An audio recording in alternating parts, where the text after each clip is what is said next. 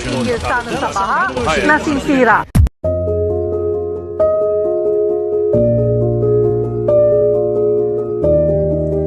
Ang kalikasan ang pinagkukunan natin ng lahat ng pangangailangan.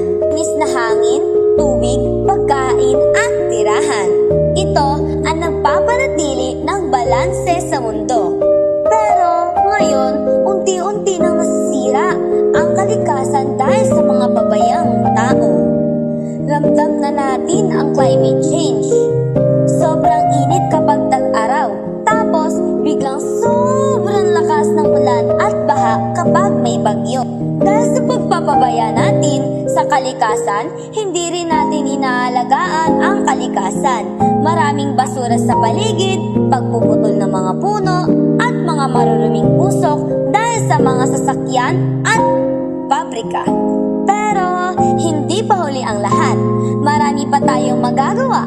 Pwede pa tayong magtanim ng mga puno, pagre-recycle ng mga basura na plastic bottles, at pagtitipid ng tubig at kuryente.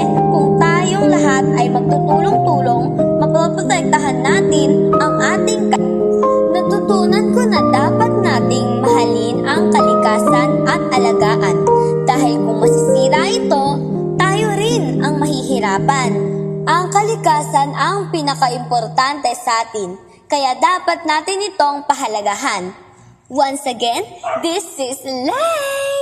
At ngayon, mag-closing na po tayo. Bye-bye!